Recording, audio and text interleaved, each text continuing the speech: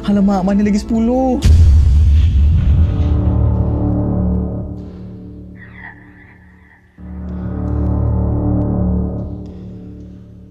Assalamualaikum, selamat datang ke Amriz TV. Sebenarnya kan, untuk Hantu Jepun Part 2 tu aku rasa macam dah cukup dah kot, aku tak nak buat dah. But request korang makin lama makin banyak, and korang berjaya buat aku sampai buat Part 3 ni. So aku tak nak banyak cakap, jomlah kita roll it. Hashako Sama. Nama lain untuk Hashako Sama ni adalah Hachisako Sama, dan aku rasa ramai dah tahu pasal dia ni. Dia ni diadaptasi oleh Capcom dalam game Resident Evil 8 ataupun Resident Evil Village yang diberi nama Lady Dimitrescu. Yokai ni dikatakan muncul pada tahun 1998, dan kisah dia ni lebih kurang je macam yokai-yokai perempuan yang aku cerita sebelum ni, macam Kuchisake Onna, macam TK-TK, means dia mati dalam keadaan berdendam. Hashako Sama ni dia start viral dekat satu forum ni pada tahun 2008. So dekat forum tu ada seorang ni dia menceritakan pengalaman dia berjumpa dengan Hashako Sama ni waktu dia balik kampung. So Hashako Sama tu sendiri membawa maksud si 8 kaki. Bukan dia ada 8 kaki, maksudnya ketinggian dia setinggi 8 kaki. Orang kata dia punya tinggi lebih kurang dalam 2.4 meter. So kalau convert ke cm dia jadi lebih kurang dalam 240 cm, macam itulah dia punya tinggi. Korang bayangkanlah tinggi dia macam mana. Hashako Sama ni dikatakan penampilan dia pada aku memang basic lah kan. Dia berpakaian serba putih dan ada satu topi yang lebar.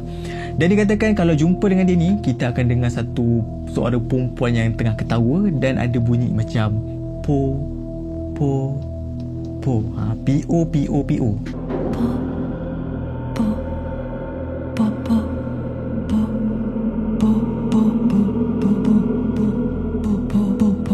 Kalau nak ikutkan cerita Hashako Sama ni, dia akan muncul 10 tahun sekali dekat desa-desa ataupun kampung-kampung tertentu. Dan once dia dah muncul, dia dah ada target siapa dia nak culik, siapa yang dia nak jadikan mangsa. Dia dah ada target dah. Dan dikatakan Hashako Sama ni dia takkan berhenti sampailah dia dapat semua dia punya target-target dia tu. Dan dia punya target-target ni, dia akan target kanak-kanak dalam lingkungan 8 hingga 17 tahun macam tu. So modus operandi Hashako Sama ni, modus operandi Hashako Sama nak culik budak-budak ni, dia akan tukar suara dia menjadi suara salah seorang family member yang budak ni rapat lah. So dia akan keluar perkataan, dia ketawa, dia akan panggil budak tu kan. So supaya budak tu boleh ter-attract dengan suara tu, ikut suara tu datang daripada mana, dan at the end budak tu akan sampai ke dia akan terus culik budak tu lah. So lepas je aku baca dan kaji pasal Hashako Sama ni, aku teringatkan dekat hantu lain tau. Aku teringatkan dekat It. Kalau korang tengok cerita It kan, dia akan keluar beberapa tahun sekali, dan bila dia keluar tu dia ada target dah. Dia akan terus serang dia punya target-target tu. Macam mana dia nak serang? Dia akan macam tadi lah, menyamar jadi family member ataupun kawan-kawan yang dia orang rapat kan, untuk attract dia orang. Lepas tu pada aku banyak persamaan It dengan Hashako Sama ni. Aku pun tak tahu kenapa, bila aku baca kisah dia, aku teringatkan It. Bancho Saraya Shiki. Kalau korang ingat video-video aku yang sebelum ni pasal hantu Jepun ni, aku ada cerita pasal Sadako, dan aku ada mention Bancho Saraya Shiki ataupun Okiku. So ada orang request untuk aku cerita pasal cerita ni. Jom kita dengar. Okey, diceritakan pada zaman dulu lah kan, ada seorang pelayan istana ni yang cantik yang bernama Okiku. Dia ni pelayan untuk samurai yang bernama Aoyama Tenzan. Aoyama Tenzan ni pula terpikat dengan kecantikan Okiku ni kan. Tapi Aoyama ni cubalah untuk pikat Okiku ni kan. Dia pikat berapa kali, tapi Okiku ni tak pernah nak terima, tak pernah nak terpikat pun dengan Aoyama ni. Dan Aoyama Tenzan ni pun marah lah kan. Aku dah berusaha gila-gila nak pikat kau, tapi kau sebelah mata pun tak nak pandang aku. Lebih kurang macam tu lah kan. Dan Aoyama Tenzan ni plan something. Dia fitnah Okiku ni menghilangkan satu daripada 10 harta pusaka istana tu kan, samurai tu, keluarga samurai tu. Dan tugas Okiku ni pula memang menjaga harta pusaka family samurai ni lah. Lagi-lagi 10 pinggan pusaka tu memang berharga pada family samurai ni lah. Dan difitnah Okiku ni hilangkan satu daripada 10 pinggan tu. So pada waktu tu Okiku dah tahu dah apa akan terjadi pada dia bila dia hilangkan salah satu harta pusaka family samurai ni lah. Hukuman dia hukuman mati. So pada waktu tu Okiku memang cemas lah kan. Dia tak habis kira 1, 2, 3, 4, 5, 6, 7, 8, 9. Alamak, mana lagi 10? Lebih kurang macam tu lah kan. Dia memang cemas, dia tak habis kira. But at the end memang pinggan tu ada 9 je, tak cukup 10. Dan memang dah tak boleh nak buat apa-apa dah. Dia kira memang ada 9 je. So dia decide untuk jumpa Ouyang Mata Insan ni untuk minta ampun sebab hilangkan dia punya harta pusaka family Ouyang Mata Insan ni lah. Ouyang Mata Insan ni pula memang licik orang dia. Dia kata, aku boleh ampunkan kau, tapi dengan satu syarat, kau kena jadi kekasih aku.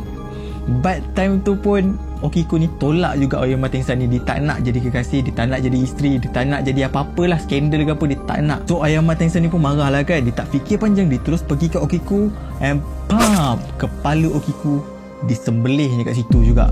Dan mayat Okiko ni dia humban dekat perigi, dekat area Puri Himeji. Betul-betul tak silap aku ni istana, and then dalam beberapa meter je daripada istana tu, dekat perigi Puri Himeji tu ada gambar dia. So sejak daripada tu, setiap malam dekat area Puri Himeji ni, diorang akan dengar orang perempuan menangis sayup je. Memang seram lah bunyi dia.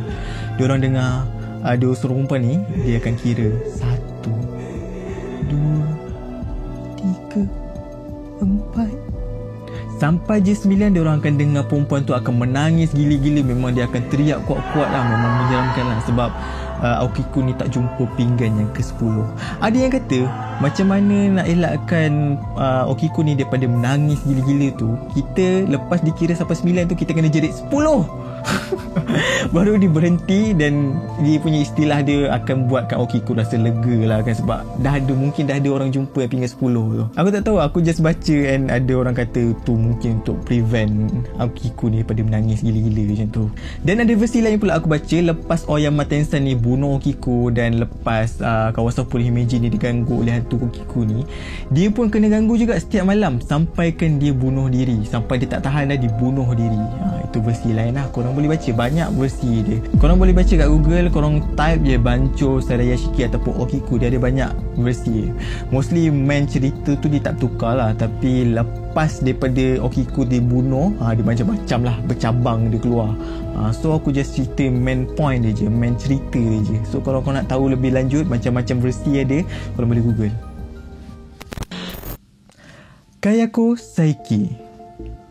Okey, Kayako Saiki ni memang ramai gila yang request aku untuk cerita Kayako. Tolonglah cerita pasal hantu Ju-on. Tolonglah cerita pasal Kayako Saiki kan. Macam aku pernah mention dekat video sebelum ni, Kayako Saiki ni dia dibunuh dengan kejam oleh suami dia akibat cemburu. Kisah Kayako Saiki ni, dia adalah seorang wanita muda yang selalu diabaikan oleh family dia, keluarga dia. Dia ni selalu sunyi, selalu kemurungan, selalu kena ejek dengan kawan-kawan kuat sekolah kan. Sebabkan dia ni tak ada kawan langsung. Dia selalu seorang-seorang, selalu kemurungan dekat sekolah. Nak dipendekkan cerita, Kayako ni dah besar dan dia dah berkahwin dengan seorang bernama Teiko Saiki, dan dia dah ada seorang anak lelaki. Lepas dia kahwin, pada awalnya diorang ni macam satu happy family lah. Memang diorang tak ada apa-apa lah, memang happy, memang gembira satu family ni kan. Tapi pada satu hari ni, Teiko ni decide untuk menggeledah bilik dia, dan dia terjumpa satu diary ni. Diary ni adalah milik Kayako, dan dibaca diary ni, dia syak Kayako ni curang dengan dia. Kononnya Kayako ni ada lelaki lain, skandal lain kat luar sana tu kan. Dan Teiko ni pun marah lah kan. Dia pun tunggu Kayako ni sampai Kayako ni balik. Lepas Kayako balik je daripada kerja, dia buka pintu, dia terus kena tarik dengan Teiko ni, terus kena serang lah dengan Teiko ni, kena pukul kan. Kayako ni bukan kena pukul je, sampai dia kena kelar dengan suami dia ni depan mata anak lelaki dia. Waktu tengah bergelut dengan suami dia ni, Kayako ni berjaya tau lepaskan diri, dan dia terus lari lah kan. Waktu dia lari tu, dia terjatuh dan akibatkan kaki dia terseliuh. Time tu dia memang tak boleh nak jalan lah. Waktu tu Teiko ni memang tengah kejar dia. Kayako ni pun tak nak lah berhenti kan. Walaupun kaki dia terseliuh, sakit, dia nak turun tangga ni, dipaksakan diri juga merangkak turun tangga. Tapi tak sempat sampai ke bawah, Teiko ni dapat Kayako ni, dia terus heret balik ke atas dan dipatahkan kepala Kayako ni sampaikan Kayako ni lumpuh, tak boleh nak bergerak tapi dia still bernyawa. Tak sempat Kayako ni mati lagi, Teiko ni ambil satu bungkusan plastik, dia terus masukkan Kayako dalam bungkusan plastik tu dan diletakkan loteng, dibiarkan sampai Kayako mati dalam tu. Tak puas lagi, Teiko ni dia pergi ambil anak lelaki dia ni, terus lemaskan dekat dalam tub bilik mandi rumah dia. Dan disebabkan tu, Kayako ni menjelma menjadi hantu untuk membalas dendam dekat suami dia. Nak dipendekkan cerita, Teiko ni mati disebabkan kena cekik dengan hantu Kayako ni. Dan mayat Teiko ni dijumpai oleh pihak polis dan disahkan Teiko ni mati akibat bunuh diri. Dan lepas daripada tu memang rumah tu dihantui oleh hantu Kayako ni lah, dengan anak lelaki dia ni yang mati lemas.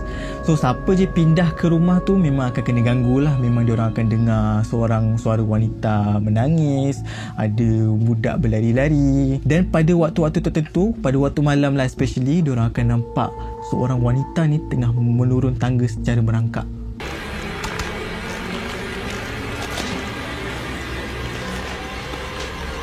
So lepas aku kaji dan baca pasal Kayako Sayuki ni, memang dia antara salah satu cerita yang paling kejam. Dia punya cara mati dia dan paling menyeramkan lah hantu dia. So apa pendapat korang? Akaname.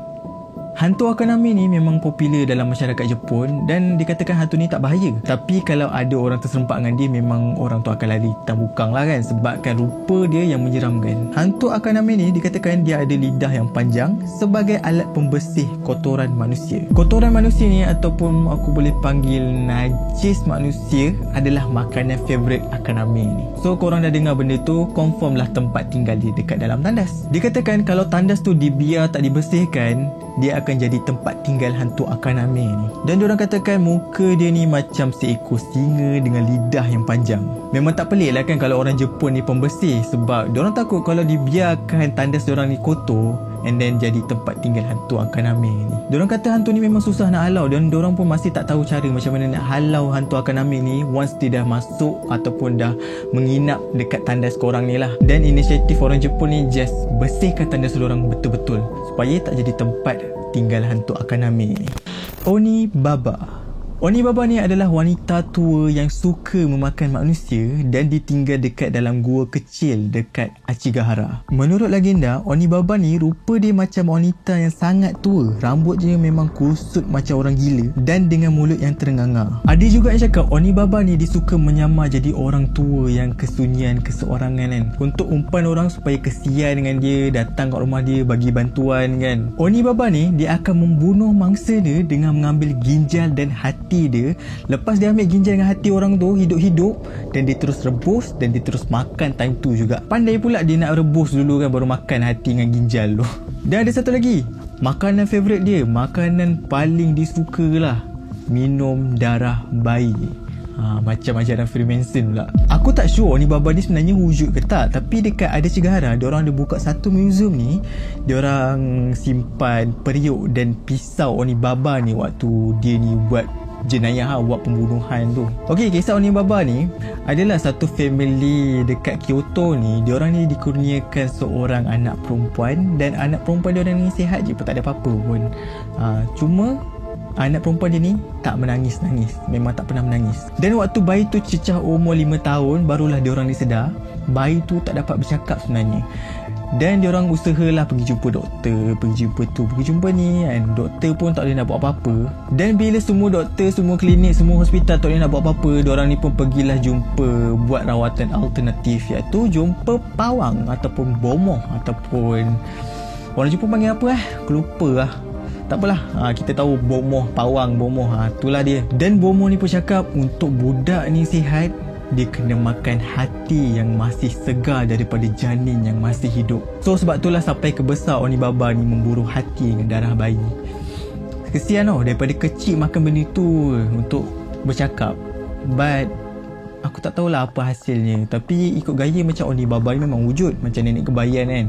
Dia macam yelah, lebih kurang macam cerita nenek kebayan. Dia macam wujud sampai kan ada museum, but aku tak tahu kesahihan dia macam mana. Dan kalau nak tengok, ada movie dia dekat YouTube pun ada. Dia orang adaptasi Oni Baba cerita. Ya ke YouTube ada? Aku tak sure. Kau carilah Oni Baba, ada movie dia. Aku tahu ada. So itulah dia part 3 untuk hantu-hantu Jepun yang menyeramkan yang korang tak tahu. Apparently korang tahu, tapi aku yang tak tahu sebenarnya sekarang ni.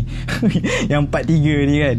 So mungkin ada yang tak tahu, sekarang dia dah tahu lah kan. So aku yang tak tahu ni pun sekarang dia dah tahu dah. So jangan terima kasih kat aku, terima kasih kat korang sebab korang yang request untuk hantu-hantu ni, dan korang tahu. Siapa yang tak tahu dah sekarang ni. So insyaAllah kalau aku terima banyak lagi request daripada korang, insyaAllah aku akan buat lagi satu part, iaitu part yang keempat untuk hantu-hantu Jepun ni. So benda tu depends kat korang lah.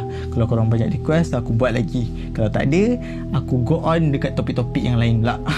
So aku rasa dah tak ada apa-apa aku nak cakap. As always, I love you guys. See you in the next video. Bye.